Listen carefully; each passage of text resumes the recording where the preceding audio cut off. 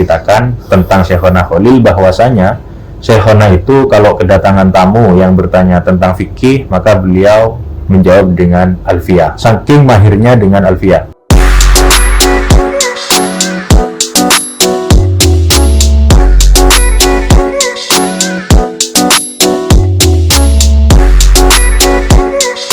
Assalamualaikum warahmatullahi wabarakatuh. Alhamdulillah wassalatu wassalamu ala Rasulillah Muhammad ibn Abdullah wa ala alihi wa sahbihi wa wala ma ba'du. Seperti qala Al-Jaki, beliau qudwatuna sayyidi syekhi Lora Ismail Al-Ashali hafidhahullahu ta'ala wa ra'ah. Mudah-mudahan oleh Allah beliau juga diberi sihah wal afiyah, santri-santrinya menjadi santri yang min ibadillahis salihin. Kemudian alhamdulillah pada kesempatan kali ini channel YouTube Lora Madura bersama dengan beliau Lora Ismail min zuriyat Syekhona Khalil. Insyaallah nanti ini aja ngobrol-ngobrol santai Kak Bintora. Nanti akan tanya-tanya tentang sejarah singkat tentang Syekhona Khalil. Mungkin langsung ke jenengan, langsung di hadap Pak Mujira. Bismillahirrahmanirrahim. Assalamualaikum warahmatullahi wabarakatuh. Waalaikumsalam warahmatullahi wabarakatuh. Alhamdulillahirabbil alamin wassalatu wassalamu ala asyrafil anbiya'i wal mursalin sayyidina Muhammadin wa ala alihi washabihi ajmain, amma ba'du. Langsung saja terkait tema yang akan kita bahas pada hari ini, yaitu tentang bagaimana sosok seorang Syekhona Muhammad Khalil bin Abdul Latif Al-Bangkalani sehingga beliau bisa seperti itu beliau secara singkat saja, di antara sejarah beliau yang sangat masyhur itu adalah beliau sejak kecil selalu dicekoki dengan yang namanya ilmu. Setiap harinya itu diberi makan ilmu, diberi minum ilmu, sehari-harinya hidup dengan ilmu. Bahkan hal itu dimulai sejak umur beliau yang masih sangat dini. Beliau sejak umur belum masih balita, di bawah 5 tahun, itu oleh ayah beliau sering dibawa ziarah-ziarah ke para masyayikh, para ulama, dan diantaranya beliau diajak ziarah ke Bangil pada saat itu, di Pondok Cangaan ya, di Pondok Cangaan. Nah, pada saat itu beliau ketemu dengan Kiai siapa? Bukan di Cangaan, di Kiai Abu Dharrin di Winongan. Jadi beliau itu sebenarnya muasharah dengan Kiai Abu Dharrin. Cuman pada waktu itu beliau masih balita. Beliau posisinya diajak oleh abahnya yaitu Kiai Abdul Latif untuk berziarah ke sana. Nah, pada saat nyampe di sana, Kiai Abdul Latif berbincang dengan Kiai Abu Dharrin. Syekhona Khalil itu main-main di luar. Di luar dalam main-main, kemudian dipanggil oleh Kiai Abu Dharrin, kemudian dibilangin bahwasanya, "Cong, nanti kalau sudah besar kamu mondok sini ya." "Iya, Kiai." Nah, akhirnya itu awal mula pertemuan antara Syekhona Muhammad Khalil dengan Kiai Abu Dharrin. Nah, sehingga beliau itu sebenarnya pendidikannya ya mulai dari balita. Jadi dari balita orang tuanya sering dibawa ke circle para ulama, sehingga setelah di atas 5 tahun beliau akan mudah mengenal, mudah familiar dengan yang namanya ilmu. Sebab mulai sebelum umur 5 tahun sudah kemana-mana itu tentang ilmu terus. Nah, sehingga beliau tumbuh atas dasar keilmuan, atas dasar ibadah, kemudian beliau mondok ke sini, ke sana, dan sampai ke luar negeri. Nah, sampai akhirnya beliau membangun pondok pesantren dan dihadiri oleh ratusan bahkan ribuan santri-santri beliau dari mana-mana. Insyaallah luar biasa. Berarti beliau Syekhona Khalil itu memang dari kecilnya memang dididik dengan ilmu terus. Dididik dengan ilmu terus. Artinya kesehariannya itu dengan ilmu terus. Ini saya kok gemetar dengan jenengannya. Mungkin ada awal-awal mau tanya nih gemetar. Mungkin orang Syekhona Khalil datang gitu. Kemudian ini lagi apa namanya, mungkin ada hal yang tidak dipublis tentang mungkin sejarah Syekhona Khalil banyak disebutkan di buku-buku atau di media. Mungkin jenengan bisa menyampaikan hal-hal yang tidak dipublis tentang Syekhona Khalil yang mungkin bisa kita ambil istifadah, bisa ambil manfaatnya. Mungkin yang jarang dipublis dari Syekhona Khalil sejak beliau wafat sampai beberapa tahun ke belakang ini, itu adalah sisi beliau dari keilmuannya.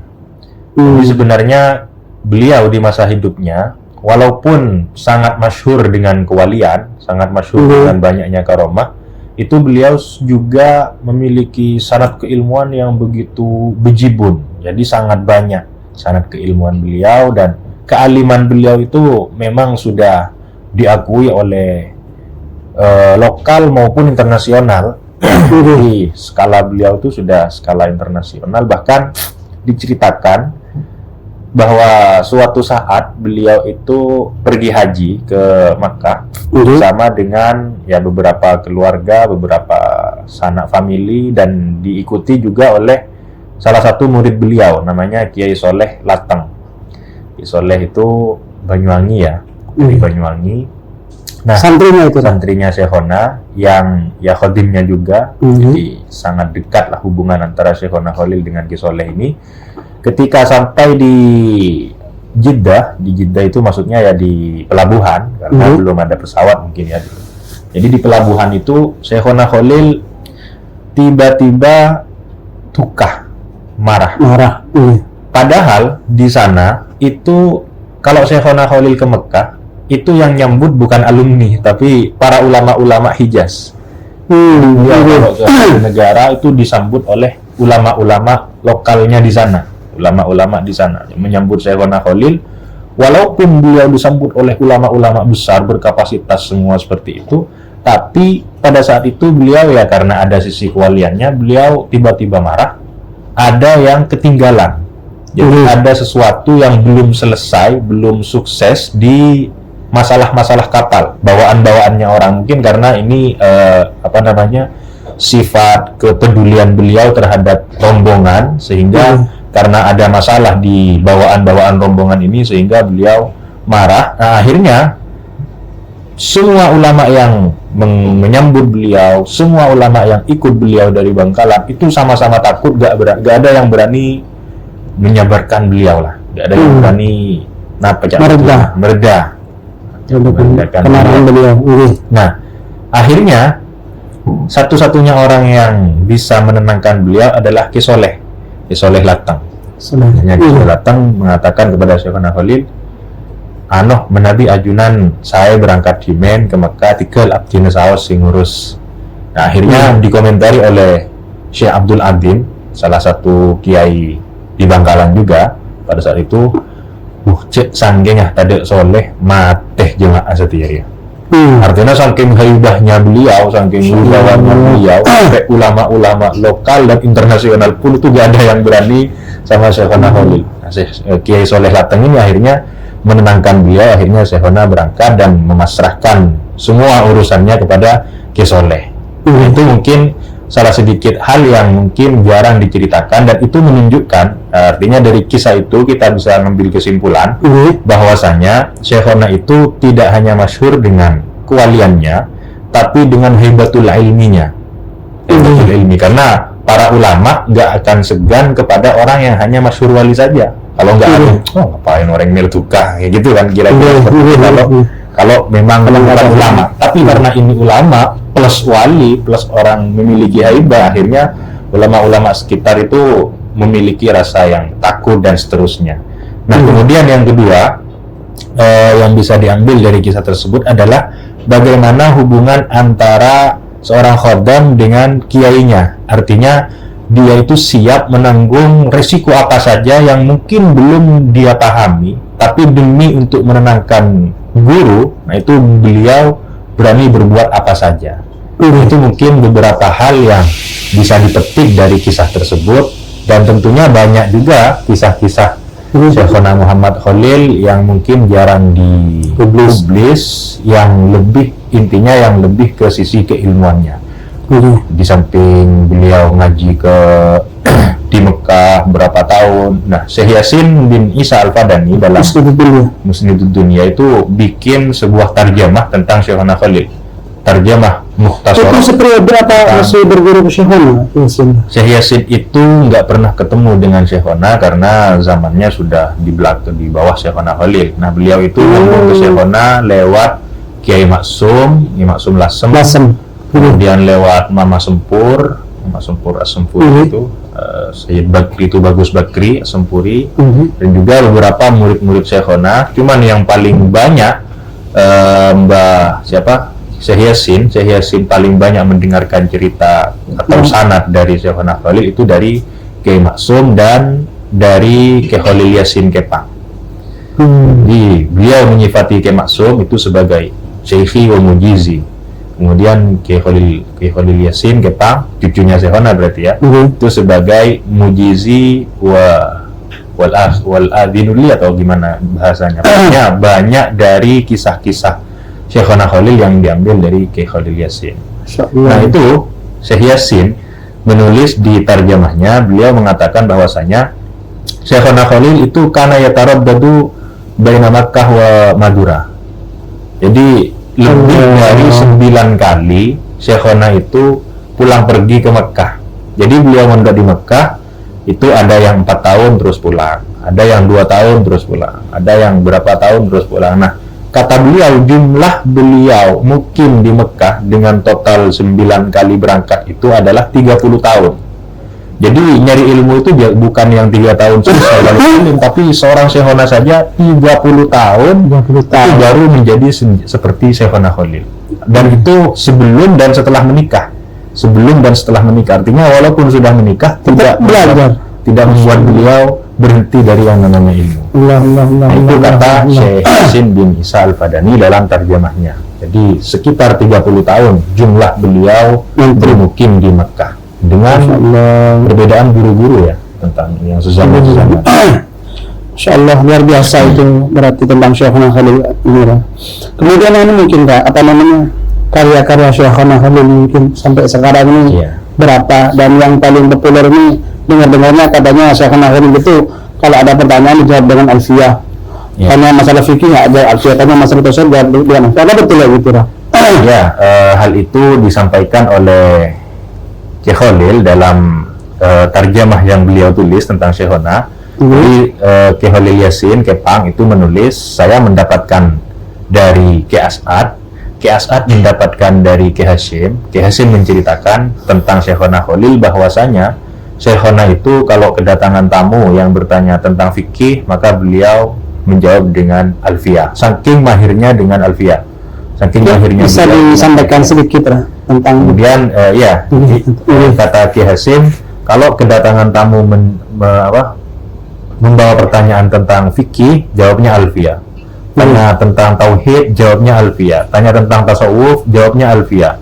Tanya tentang mantek, beliau juga menyebutkan kalimat mantek, jawabnya juga alfiyah. Tanya tentang hadis dan tanya tentang tafsir, jawabannya alfiyah. Nah, itu di tulisan Ki Hashim. Jadi nah, di antara contoh ya mungkin yang masyhur juga, yang masyhur di masyarakat kita itu terkait tentang beliau yang makan menggunakan tangan atau sendok. Itu beliau beristisyhad dengan alfiyah wa fi ikhtiyarin la yaji'ul mutasir ta'ata yaji'al mufassir. Allah. Kalau bisa makan pakai tangan, ngapain pakai sendok? Kemudian ada lagi beliau dengan alfiyah kepada orang yang sowan. Jadi kebiasaannya orang Madura itu kalau sowan itu kan habis pakai amplop gitu lah sebagai hadiah, bawa hadiah lah kepada kiainya. Kalau nggak bawa hadiah makanan atau minuman atau apa, mereka biasanya mencukupkan dengan uang. Nah, ada sebagian masyarakat yang sowan kepada Syekhona semuanya bawa uang, bawa hadiah, bawa ini. Kecuali ada orang satu ini kayaknya dia nggak siap atau memang nggak punya, tapi beliau memang sangat ingin sowan ke Syekhona Khalil, ngarep barokahnya Syekhona Khalil. Nah, ketika nyampe gilirannya, akhirnya dia takut, wah yang lain ini bawa semua, bawa hadiah semua, saya nggak bawa apa-apa, gimana ya? Akhirnya nyampe ke Syekhona, pas salaman langsung dimukasyafah sama Syekhona pakai bed alfiyah. Kata beliau, wal mufradul jamidu farihun wa in yishtaqqa fa huwa bi dhamirin mustaqim. Jadi wal mufradul jamid itu farighun wa in yustaqqa fahuwa bi dhamirin mustaqim. Kalau makna aslinya kan mufrad jamid itu farigh tidak beramal, wa in yustaqqa kalau mustaq itu fahuwa bi dhamirin mustaqim. Tapi makna yang dikehendaki Syekhona, ada satu orang yang farigh enggak bawa apa-apa lagi kosong. Tapi wa in yustaqqa kalau dia dimustaq, dibelah hatinya, fahuwa bi dhamirin mustaqim, itu punya hati yang tersimpan rahasia. Allah. Cara beliau bermuamalah dengan Alfiyah sampai akhirnya dengan Alfiyah, sampai diceritakan oleh Kiai Khalil Yasin juga dari Kiai Hashim itu tadi dengan syarat itu tadi, bahwasanya santreh temangan dore, kata Kiai Hashim ini, santreh temangan dore lok eparengakih boyong sarang Syekhona Khalil kecuali ampun hafid dan mahir Alfiyah. Allah. Jadi syarat boyong pondok Demangan itu dulu harus hafal dan mahir Alfiyah. Hafal tok nggak bisa boyong, tapi harus mahir. Harus paham gitu. Ya, paham dan mahir lah, bisa dikit-dikit Alfiyah. Nah, itu targetnya Syekhona Khalil. Akhirnya dari situ beliau bisa mencetak ulama-ulama yang dengan apanya masing-masing, dengan fan-fannya masing-masing. Kenapa? Karena beliau mengurusi ilmu intinya, yaitu ilmu alat. Kalau sudah alat bisa, mau lanjut ke hadis silahkan, pasti aman. Mau lanjut ke fikih pasti aman, nggak kira salah baca.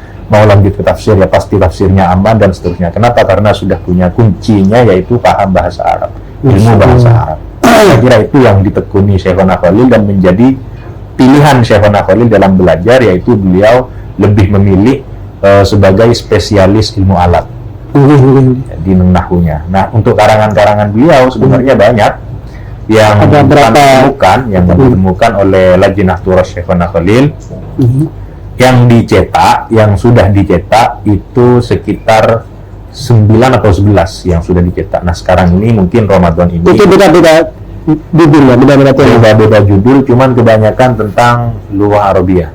Jadi ada yang i'rab, ada yang sorof, ada yang nahwu, kemudian ada yang balaghah, ada yang mantek, macam-macam lah. Juga yang masyhur juga ada yang fikih, matnu syarif itu, ada yang asilah fi bayanin nikah, dan macam-macam yang lain. Ada wiritan-wiritan juga. Jadi jumlah yang dicetak, yang sudah tercetak itu sekitar 9 atau 11 yang sudah dicetak. Nah, kalau yang ditemukan oleh Lajnah Turas, karya beliau itu sekitar 30-an berapa gitu. 30 berapa karya tulis beliau sendiri gitu. Dan kebanyakan itu adalah taklikan. Jadi mentaklik kitab, mensyarahi kitab atau mentaklik satu kitab yang menjadi mata pelajaran di pondok beliau dulu. Mungkin seperti itu. Nah, itu yang mungkin ada kitab yang sampai sekarang diajarkan dari kitab Syekhona Khalil di Demangan. Oh iya, kitab yang selalu diajarkan dari dulu, bahkan dari mungkin dari awal-awal beliau wafat, karena ini yang dipromosikan oleh murid-murid beliau itu adalah Al-Matnu Syarif. Al-Matnu Syarif itu tentang fikih. Nah, di kitab fikih, ringkasan fikih ibadah itu yang sering diajarkan bukan hanya di pondok Demangan, tapi di pondok-pondok yang lain, di Nurul Khalil, bahkan di pengajian-pengajian umum, di pengajian-pengajian Matnu Syarif itu yang paling viral. Cuman yang selain itu yang lebih viral lagi itu adalah rotib Syekhona Khalil. Tahlil itu enggak, yang rotibnya. Kalau yang tahlilnya insya Allah gak kira payu itu.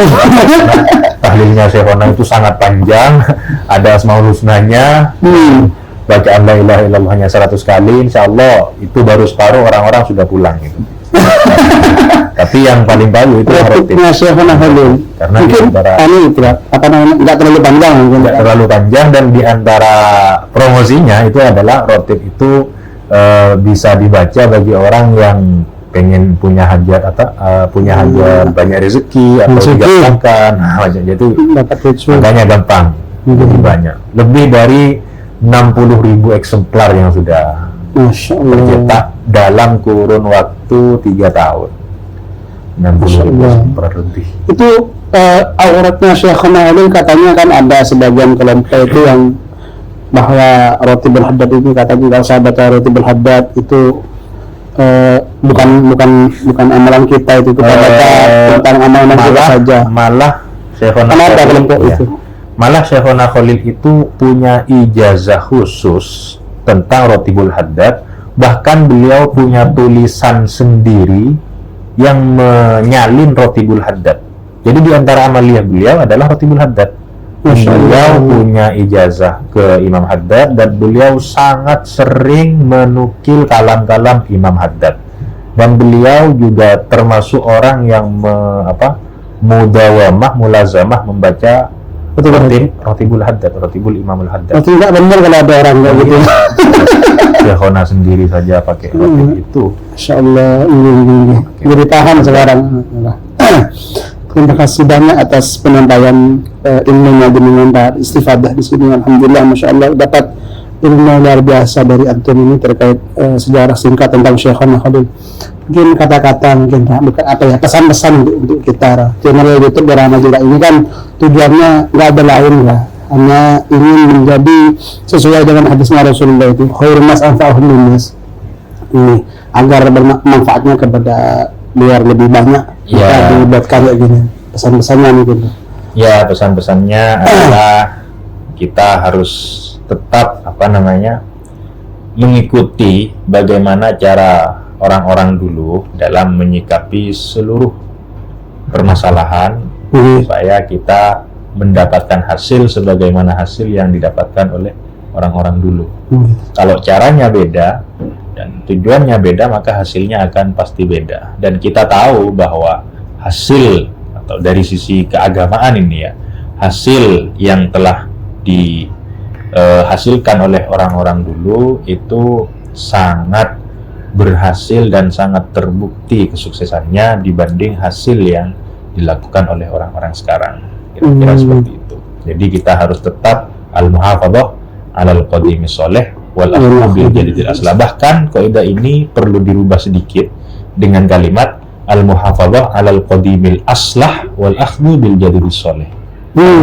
Masa lalu itu pasti jauh lebih hebat daripada masa modern sekarang. Jadi kita harus melestarikan ajaran dulu yang mana itu sangat baik, dan kita tetap harus menerima perubahan-perubahan yang modern, dan kita ambil yang baik-baik ya, seperti media, seperti TikTok. Ambil yang baik-baik, bukan berarti TikTok itu yang aslah, bukan berarti Facebook itu aslah daripada kita, seperti itu. Jadi ambil yang baiknya saja. Insyaallah, terima kasih banyak atas ilmunya. Paling terakhir ya, tentang antum Ra Ismail ini kan mengeluarkan banyak karyanya, termasuk mensyarahi kitabnya Syekhona Maimun Zubair tentang tafsir, kemudian dikasih judul Kalla Sayalamun itu. Itu rasanya antum sukses versi antum gimana caranya? Antum kan yang dulu memberikan hadiah kita orang ada 11 kitab enggak keliru itu. Itu kok sebegitu caranya cemerlangnya menulis kitab itu gimana caranya? Caranya banyak nganggur. Kalau sibuk gak bisa nulis. Jadi di antara uniknya bahasa Arab itu fadol itu satu akar dengan kata fudul. Jadi orang kalau sering fudul itu insya Allah dapat fadol. Tapi kan kebanyakan orang nganggur kan nggak jadi apa-apa kan? Farah itu kan yufsid gitu lah. Berarti tidak semua orang diberi fadol oleh Allah. Terima kasih banyak, Masya Allah, ini luar biasa. Berarti ini harus nganggur ya, kalau ingin kumpulin banyak karya harus nganggur. Ini versi beliau. Nganggur tapi jangan mager. Nganggur itu perlu, karena kalau sudah sibuk, insya Allah gak kira bisa ngapa-ngapain. Masya Allah, tabarakallah. Terima kasih banyak atas ilmunya dan istifadahnya luar biasa. Semoga ini menjadi wasilah akan sambungnya hati kami dan teman-teman pemirsa semuanya kepada Syekhona Khalil. Karena Al-Fakir terus terang sangat cinta dan ingin menelaah daripada dijalankannya Syekhona Khalil ini. Syukran wa jazakumullahu khairan katsiran. Rabbana ij'alna wa iyyakum insyaallah fil jannah ma'al habib sallallahu alaihi wa alihi wasallam. Hadza